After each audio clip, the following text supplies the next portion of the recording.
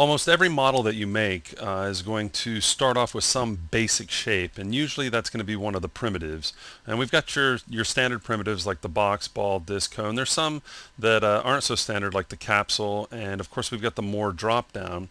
And I thought we could take a look at the first item in the more drop down, which is the Platonic solid tool. I like to refer to it as the Dungeons and Dragons, the D&D dice tool. Maybe that's just the geek side of me, but I found that this tool is the easiest way to create a four-sided dice, a six-sided dice, an eight-sided dice, 12-sided dice, and a 20-sided dice.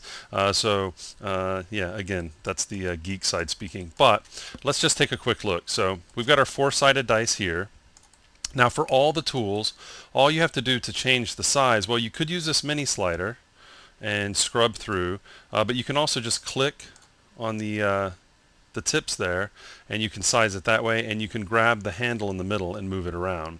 Just like with the other primitive tools, if you right click, that's committing, okay, and you could be on to the next one and right click and commit and on to the next one. Of course you can change that before you right click again, okay, but I'm gonna undo, and let's just start over. Okay, so we've got our four-sided die here, and that's what I'm going to refer to it as. It's just easier than tetrahedron. I'm just going to call it what it is because it's four sides.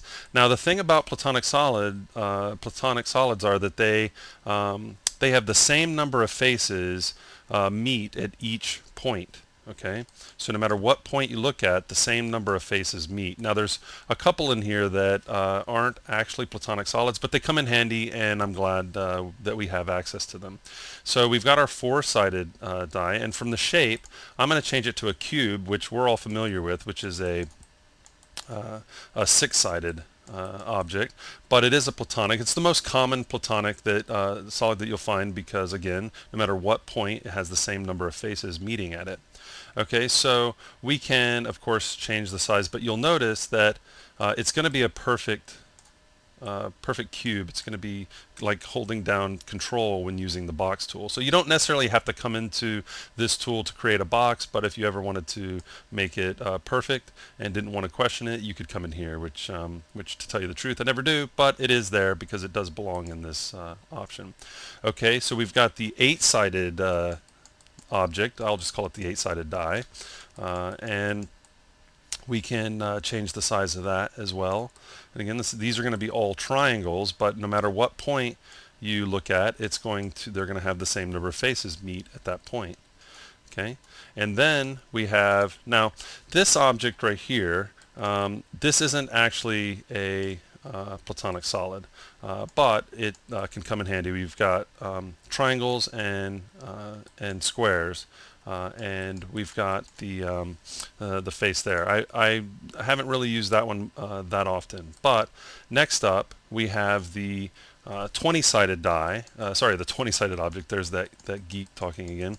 But we have the 20-sided die, and of course I've used this quite often, especially if you want to create a collection of D&D dice, or role-playing dice. After that, we've got our 12-sided object. Okay, and you can see a bunch of pentagon shapes there that make it up, and this, of course, is a platonic solid where no matter what point you look at, the same number of faces meet it.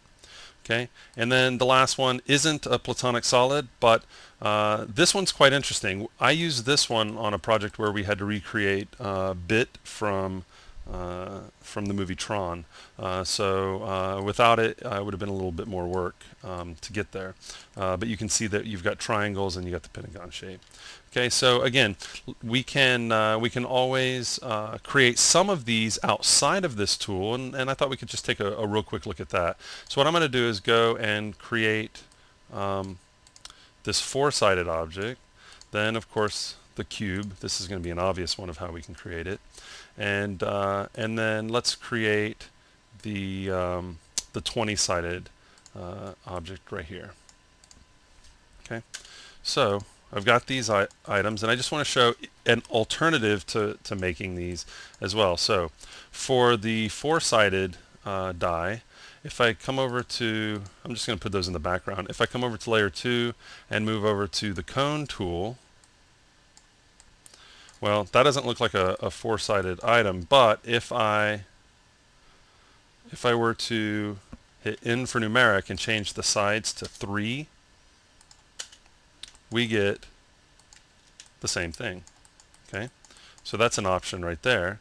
What about, well, the cube is going to be an obvious one. If we take the box, hold down Control, and constrain it, we've got the same thing that we have here. And then for the 20-sided, we can come over to the ball, N for numeric, go to tessellation, and scrub all the way down to 1. And we'll have the 20-sided die. Okay. Now, one thing that you might think about doing once you've created these, if you want to dress them up, is to come over to the multiply rounder tool, N for numeric, and we can, I'm just going to size that up a little bit, maybe add a couple, we'll just do 6 rounding polygons. And now we've got a nice little rounded edge, which looks a whole lot better, looks more realistic, it's catching the light. And then all that's left to do, if you want to take this all the way, is Boolean in the numbers, and you've got your collection of die, and you're ready to start role-playing. So that's just a quick look at the Platonic Solid tool, which can be found under the Create Primitives More drop-down, and there you go.